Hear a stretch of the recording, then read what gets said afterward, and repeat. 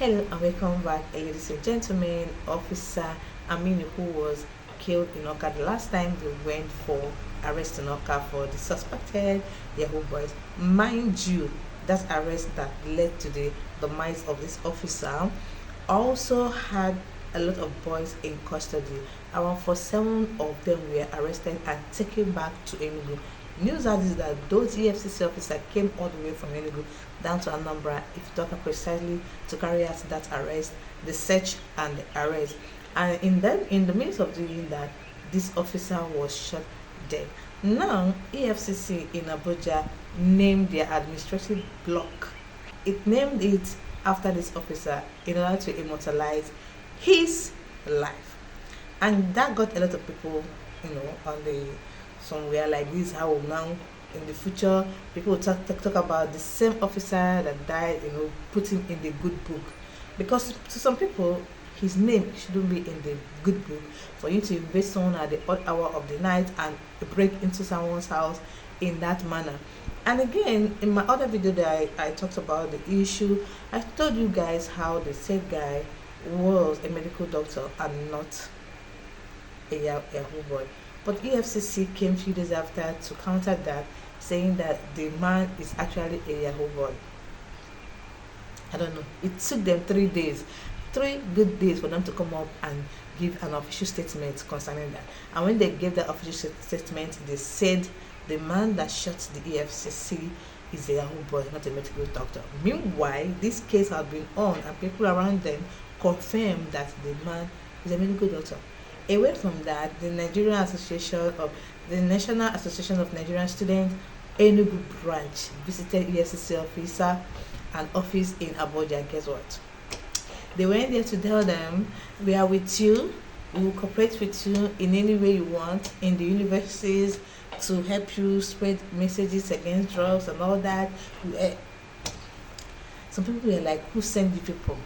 Who sent you people? So that is it. The Enugu branch of the NANS went to visit them in Abuja and gave them a portrait of their EFCC chairman. Away from that, the current thing now is that this particular guy that was found on the street in Lagos, he was laying there lifelessly. And when people came close to search him, there were police people there were normal civilians there. And guess what? The policeman in the scene allowed the civilian to do the searching. I thought in a civilized society that it's supposed to be the policeman that is at the scene that will do the searching. But no, it was the civilian that searched the dead body of the man and got his ID. And from his ID, they now discovered that the man is EFCC officer. And guess what? It's almost 24 hours since this news. And EFCC has not made official statement on their page, at least on their page on Twitter. But the news has been flying. This was how it took them 3 days to come and say the guy that shot the EFCC is a Yahoo boy actually, when the initial news is that he's a medical doctor. Again, there is another news that we're circulating, although it's not current news, but we have not had updates about it. Does it mean EFCC have suddenly forgotten about it? Or the people that are the cabal that are in charge of the thefts that happened are trying to cover it up? A few weeks ago, EFCC officers stole $30,000 from their exhibit room in Kaduna. And up till now that I'm making this video, there is yet no update, even though they said investigation is ongoing. The guy's number has been switched off according to them. They have been calling his number is switched off. And they said they also stole 1 billion worth of gold back.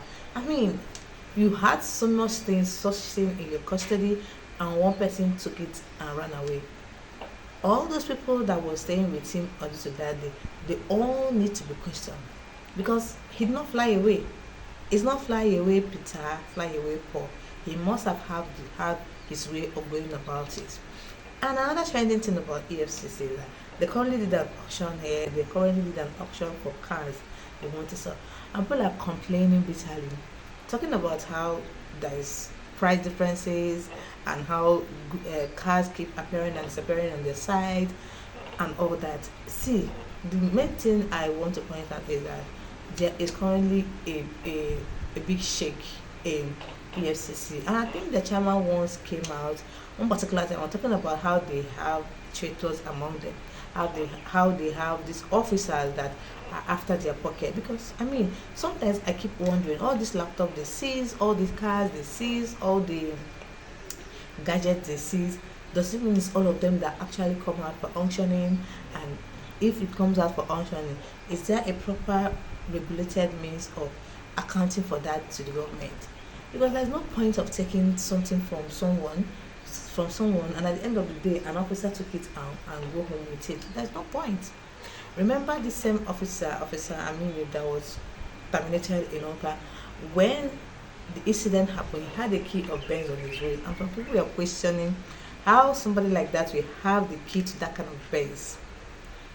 They were questioning that an officer of that level is not supposed to have it. I don't know, but I know that some officers, I mean, all these armed forces in Nigeria, most of their salaries are not good. It's not good enough. It's not good enough. That they are not talking about does not mean that it is good. So that's why most of them, they stand on the road, especially the police people, they stand on the road, they collect money. And the worst is that they won't even allow you to give them that money willingly. When they ask for money and you don't give them, they'll ask you to park. And from there, they will ask you for some details in your car. And when any single detail that are not even their job, possibly the job of the road safety, but because you not give them money and they find that detail, they will detain you there. So that is what we face here in Nigeria.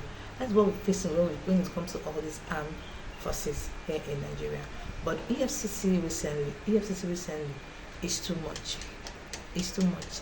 The fact that they go about arresting young boys, tagging them Yahoo boys. Because you cannot tell me that 47 people they arrested in Fitoka and took them back to Enugu. You can't tell me that all of them are Yahoo boys. Some might be guilty by association. Maybe someone came to visit his brother or his friend for the weekend and this thing happened, and you'll be carried along when they came to arrest. Guilty by association doesn't mean that they're actually Yahoo boys.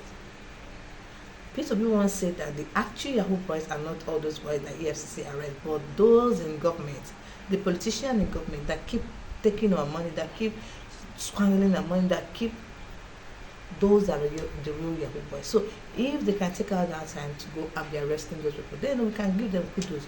But for these young guys that are out there doing their hustle, that you go and arrest, is a no.